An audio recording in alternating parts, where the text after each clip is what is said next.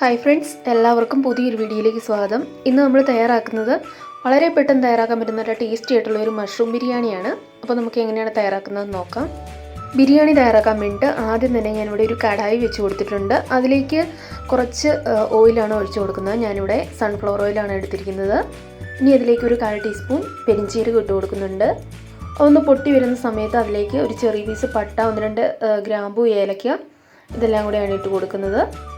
അത് ചെറുതായിട്ടൊന്ന് ഇളക്കി കൊടുത്തു കഴിഞ്ഞാൽ പിന്നെ അതിലേക്ക് നീളത്തിൽ അരിഞ്ഞിട്ടുള്ള ഒരു സവാള ചേർത്ത് കൊടുക്കുന്നുണ്ട്. ആവശ്യത്തിനുള്ള ഉപ്പും കൂടെ നമുക്ക് ചേർത്ത് കൊടുക്കാം. അപ്പോൾ സവാളയൊക്കെ പെട്ടെന്ന് തന്നെ വാടിക്കിട്ടും.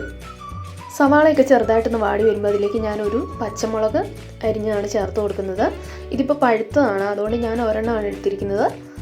ഒരുപാട് എരിവില്ലാത്തതാണെങ്കിൽ 2 എണ്ണമൊക്കെ നമുക്ക് ചേർക്കാം.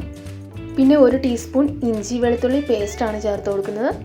നിങ്ങൾ ചേർക്കുമ്പോൾ ഇഞ്ചി വെളുത്തുള്ളി ഒന്ന് ചതച്ചത് ചേർത്ത് കൊടുത്താലും മതി. അപ്പോൾ എല്ലാം കൂടെ നമുക്ക് നന്നായിട്ടൊന്ന് ഇളക്കി കൊടുക്കാം. ഇനി അത്യാവശ്യം സവാളയ്ക്ക് ഒന്ന് വാടി ഒന്ന് കളറൊക്കെ ഒന്ന് ചേഞ്ച് ആയിട്ട് വരുമ്പോൾ കുറച്ച് പൊടികളും കൂടെ നമുക്ക് ചേർത്ത് കൊടുക്കാം. ഞാനിവിടെ 1 ടീസ്പൂൺ മുളക് പൊടി ചേർത്ത് കൊടുക്കുന്നുണ്ട്. പിന്നെ ഒരു 1/4 ടീസ്പൂൺ മഞ്ഞൾപ്പൊടി, പിന്നെ 1 ടീസ്പൂൺ ഗരം മസാലയാണ് ചേർത്ത് കൊടുക്കുന്നത്. ഇതെല്ലാം കൂടെ നമുക്ക് പൊടികളുടെ ആ ഒരു പച്ചമണമൊക്കെ മാറുന്ന പോലെ ഒന്ന് വഴറ്റിയെടുക്കാം. ലോ ഫ്ലെയിമിൽ വെച്ചിട്ട് വഴറ്റിയെടുക്കാം. കുറച്ച് കുരുമുളക് പൊടിയും കൂടെ ഞാൻ ചേർത്ത് കൊടുക്കുന്നുണ്ട്. ഇപ്പോൾ പൊടികളൊക്കെ ഒന്ന് മൂത്ത് വന്നിട്ടുണ്ട്. ഇനി ഇതിലേക്ക് ഞാനൊരു തക്കാളി ഇതുപോലെ ചെറുതായിട്ടൊന്ന് കട്ട് ചെയ്ത് ചേർത്ത് കൊടുക്കുന്നുണ്ട്.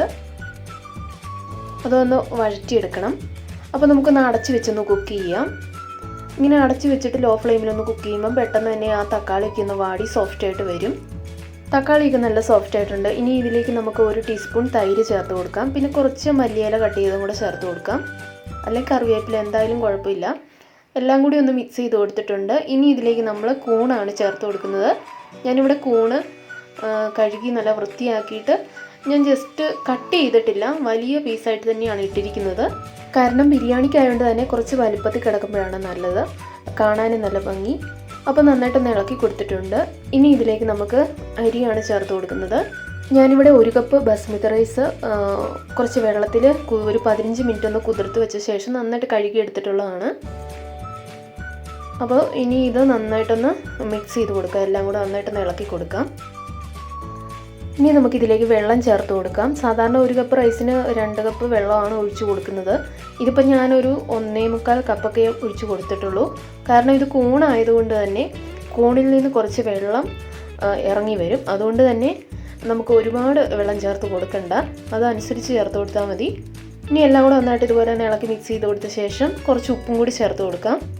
ഉപ്പ് കുറച്ച് മുന്നിട്ട് തന്നെ നിൽക്കണം, എന്നാൽ മാത്രമേ ഇത് കുക്കായിട്ട് വരുമ്പോൾ നല്ല ഉപ്പ് എല്ലായിടത്തും നന്നായിട്ട് കിട്ടുകയുള്ളൂ.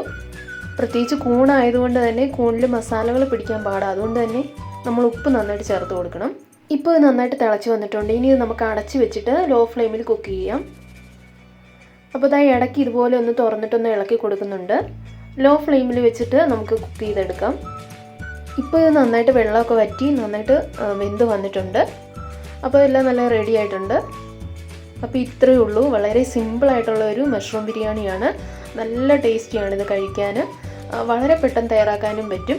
അപ്പോൾ ഈ റെസിപ്പി നിങ്ങൾക്ക് ഇഷ്ടമായിട്ടുണ്ടെന്ന് ലൈക്ക് ചെയ്യാൻ മറക്കണ്ട. അപ്പോൾ അടുത്തൊരു അടിപൊളി റെസിപ്പിയുമായിട്ട് നമുക്ക് വീണ്ടും കാണാം. താങ്ക്